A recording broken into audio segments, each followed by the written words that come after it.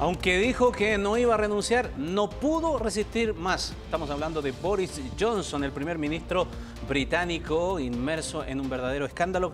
Lo vamos a conversar ahora con Paz Zárate aquí en el estudio. ¿Cómo estás, Paz? Muy bien, buenas noches, Ramón. Vamos a partir, eso sí, antes de iniciar la conversación, revisando la nota que habla precisamente de esto, de cómo se originó y cómo desencadenó su dimisión, luego que se quedara prácticamente solo.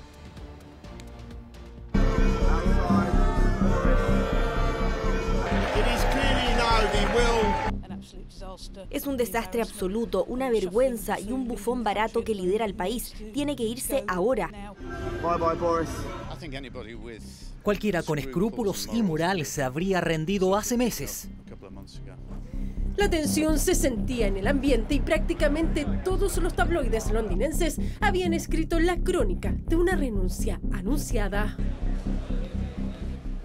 Good afternoon, everybody. El carismático y atípico Boris Johnson, que se jactó de obtener casi 14 millones de votos para los conservadores hace menos de 3 años, en pocos meses ocupó sus 7 vidas políticas con una seguidilla de mentiras y escándalos como el Partygate y el nombramiento de un presunto acosador sexual en un alto cargo. But as we've seen at Westminster, the herd instinct is powerful. When the herd moves, it moves. And my friends, in politics, no one is remotely indispensable. And I want you to know how sad I am to be giving up the best job in the world. Pero no fue la renuncia esperada. De hecho, Johnson no pronunció esa palabra, tampoco pidió disculpas ni hubo autocrítica. Luego que 52 de sus colaboradores dimitieron en menos de 48 horas, designó a otros para sus cargos y podría quedarse como primer ministro hasta octubre, algo que ni conservadores ni laboristas quieren. Necesitamos tener una elección de liderazgo muy rápida. El Comité 1922 puede hacer que suceda en cuestión de días para reducirlo al final a 2 candidatos. El Comité 1922, la máxima autoridad Tory, quiere acelerar el proceso y que Johnson se vaya antes que termine agosto. El respetado ex premier John Major incluso propuso reemplazarlo por un caretaker o jefe de gobierno interino, pero la Constitución británica no lo permite y el gobernante que dimite permanece hasta ser reemplazado. El propio Boris Johnson reemplazó a Theresa May, quien había reemplazado a David Cameron después del referéndum del Brexit. La razón por la que el Partido Conservador es tan duradero es que se deshace de sus líderes cuando cree que están perjudicando al partido. Pero no son los únicos que buscan su salida inmediata. Los laboristas amenazan con un voto de censura que lleve a elecciones generales. El Partido Conservador ha estado en el poder durante 12 años. 12 años de una economía estancada, 12 años de servicios públicos quebrados, 12 años de promesas vacías. Necesitamos un nuevo gobierno. La próxima semana los conservadores empezarán a proponer y votar candidatos hasta dejar solo 2, entre los cuales elegir al sucesor o sucesora de Boris Johnson, el escapista que se quedó sin más ases bajo la manga. Tanto fue el cántaro al agua que al final se rompió, pero esto pudo haber ocurrido muchísimo antes. ¿Por qué no sucedió, Paz, antes? Una buena pregunta. Eran muchos escándalos. De hecho, cuando hicimos un apoyo con la lista de los escándalos, hicimos solo unos pocos y ya eran muchos. Y yo creo que la respuesta a eso es que en realidad él supo rodearse de gente competente en su gabinete, pero que no le hiciera sombra, que no tuviera carisma. Boris Johnson era conocido en el mundo entero antes de ser primer ministro por haber sido alcalde de Londres y tener una personalidad muy carismática y por anécdotas también. En cambio, ninguno de los candidatos que ahora se estima que podrían llegar a ser primer ministro y líder del partido son conocidos en el mundo. Yo creo que eso habla también de su estrategia para mantenerse en el poder.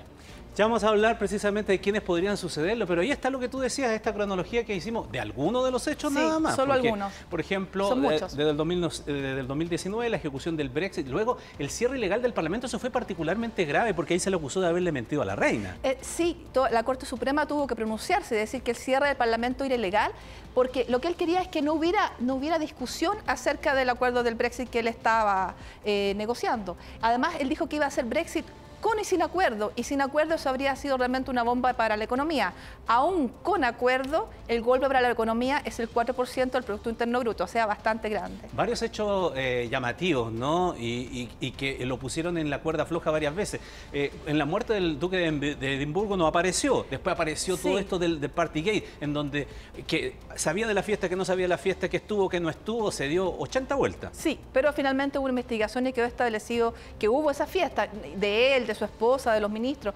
La muerte del duque de Edimburgo, sí es verdad que él no apareció, pero él estuvo de fiesta la noche anterior cuando el país estaba de duelo. Claro. Entonces... Después vino la violación del acuerdo de Irlanda del Norte, el nombramiento de Chris Pincher, que eso ya lo supimos y lo mencionamos en días anteriores. Me quedo con lo último. Récord de renuncia en un día. Se quedó solo. O sea, todo el mundo se fue prácticamente. Sí, y él insistía que él tenía un mandato. No ha habido otro primer ministro al cual se le hayan ido tantos ministros y tantas figuras del gobierno en un solo día.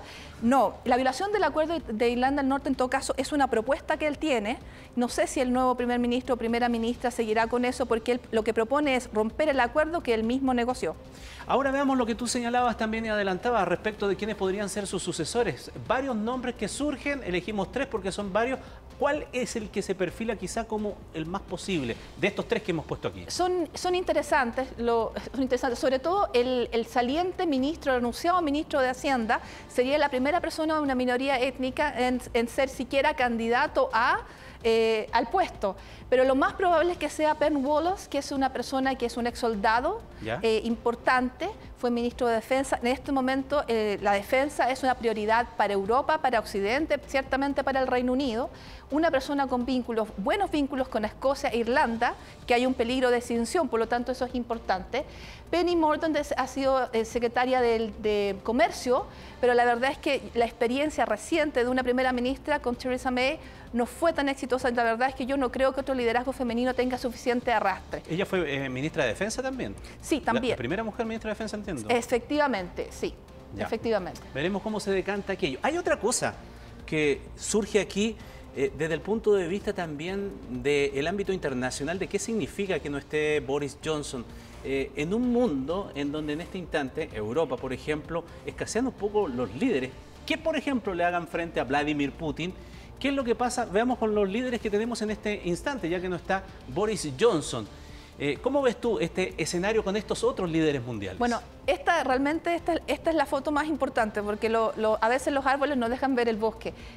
Europa está en guerra. Esta no es una circunstancia normal a la que estamos acostumbrados. Y es una guerra que va a durar un tiempo largo, no es una guerra corta. Por lo tanto, Boris Johnson, como primer ministro del Reino Unido, cumplió un rol importante porque siempre el Reino Unido ha sido el puente entre Estados Unidos y Europa. Y él tenía esa figura y estuvo hace una semana en la cumbre de la OTAN cumpliendo ese rol. Ahora, la figura que nombren no es una figura conocida mundialmente, tiene que empezar a construir un liderazgo. Y tenemos, por Europa ya no está Angela Merkel, tenemos a Macron, y el liderazgo de Macron tiene alguna resistencia porque es un poco narcisista. Está China, por un lado, que ese sería el futuro bipolarismo que esperamos para la nueva era de las relaciones internacionales. Y la estrella de Joe Biden, que en realidad es una estrella sin mucho brillo.